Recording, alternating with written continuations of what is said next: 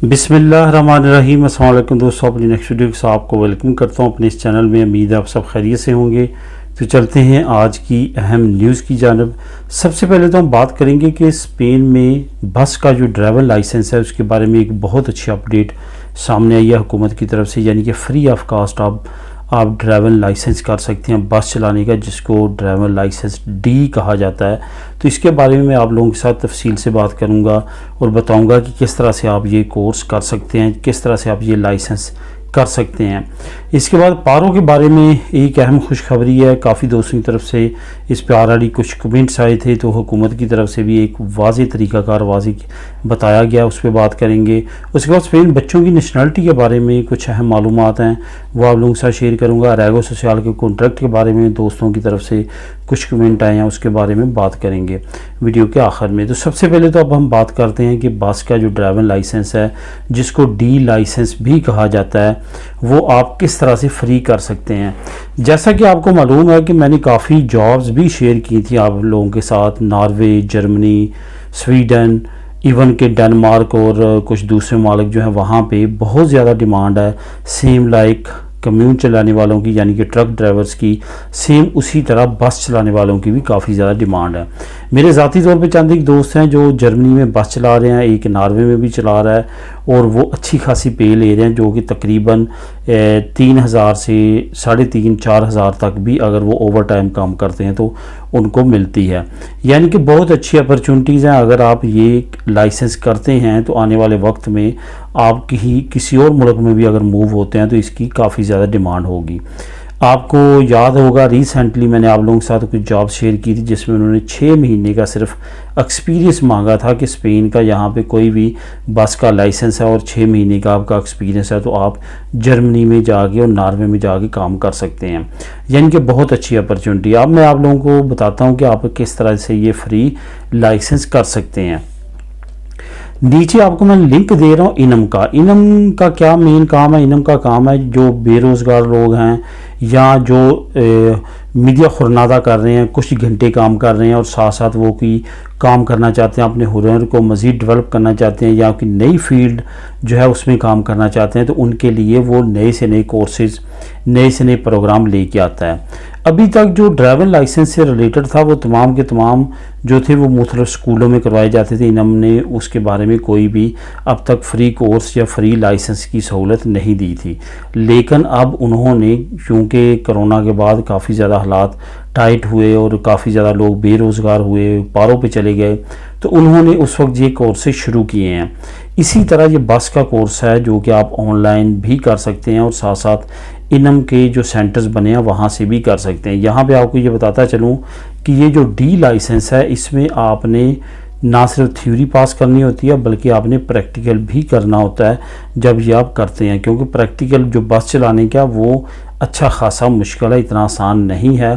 Theory जो है वो इतनी ज़्यादा इस लेवल पे जाके नहीं रहती जितनी कि प्रैक्टिकल लेवल जो है वो मुश्किल होता है।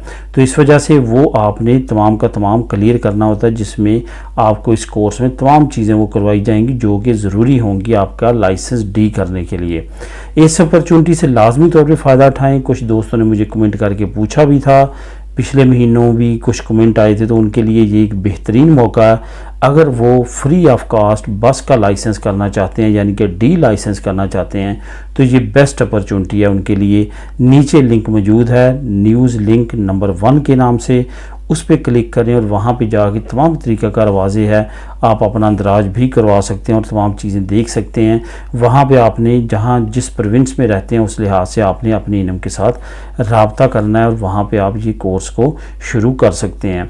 इसकी रिक्वायरमेंट जो है वो अमूमन तौर पे मैंने जैसे पहले बताया कि बेरोज़गार जो पारों पे हैं या मीडिया खुरनादा है उनको प्रायोरिटी दी जाएगी।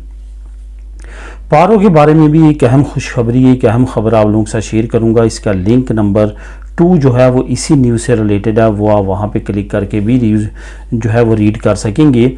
असल में पारो से रिलेटेड अच्छी खबर ये है कि अगर अब तक आपने EU कार्ड पे किसी भी यूरोपीय मुल्क में काम किया है, अब आप वापस अपनी होम कंट्री में आ चुके हैं और यहाँ पे आप चाहते हैं कि वो जो मैंने वहाँ पे काम किया है वो यहाँ पे मैं पारो लूँ, तो आप ऐसा कर सकते हैं।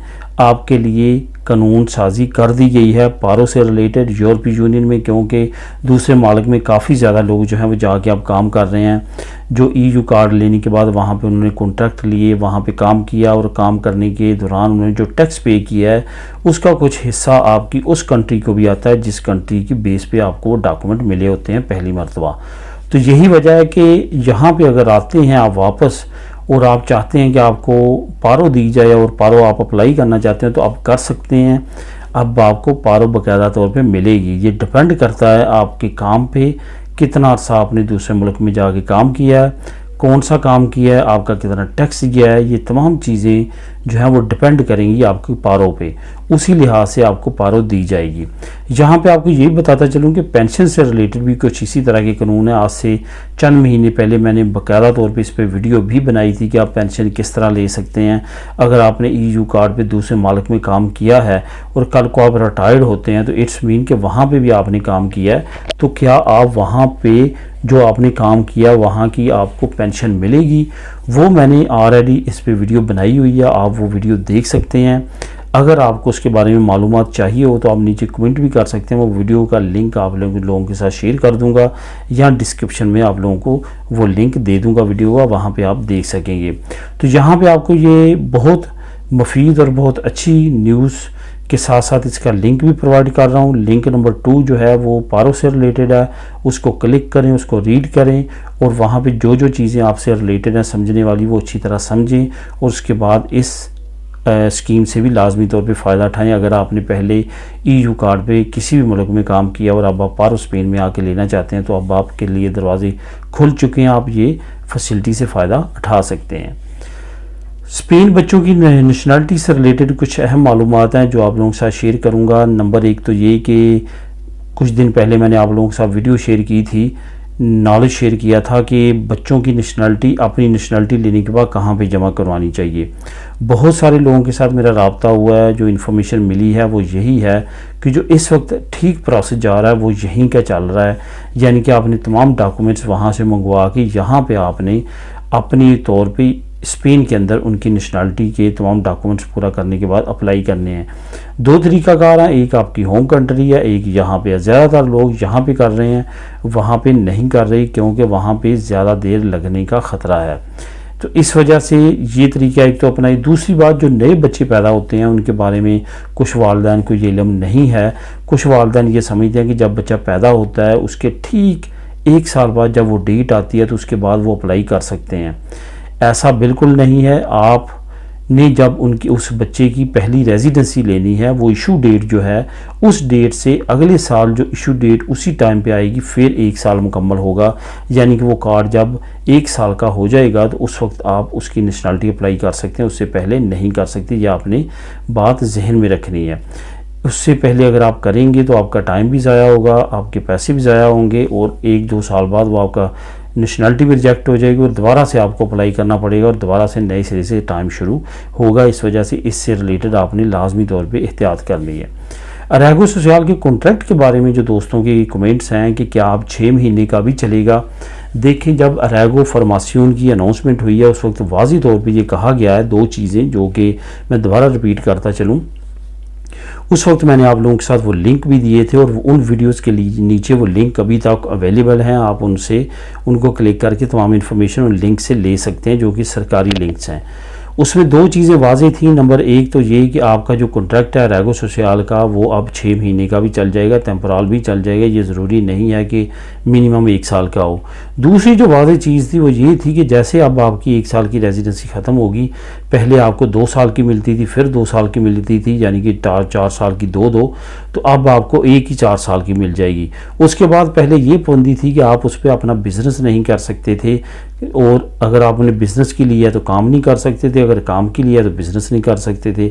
लेकिन अब ये पाबंदी भी ख़त्म कर दी गई है। जैसे आपको वो कार्ड मिलेगा उस पर आप चाहे काम करें चाहे आप बिज़नेस करें, कोई भी किसी तरह की रुकावट नहीं होगी और ना ही किसी मखसूस इदारे से आपको परमिशन लेना पड़ेगी कोई भी पहले काम करने के लिए। फॉर एग्ज़ाम्पल आप बिज़नेस करना चाहते हैं काम वाली पे, तो आपको पहले अक्सर खैरिया में जमा करवानी पड़ती थी, परमिशन लेनी पड़ती तब होती थी, लेकिन अब वैसा नहीं होगा। आप डायरेक्ट उस कार्ड को यूज़ कर सकेंगे, चाहे बिज़नेस करना चाहें या नॉर्मली आप काम करना चाहें। तो दोस्तों ये थी आज की अहम न्यूज़ और मालूमात। मिलेंगी नेक्स्ट वीडियो में नई अपडेट्स के साथ। अल्लाह हाफिज़।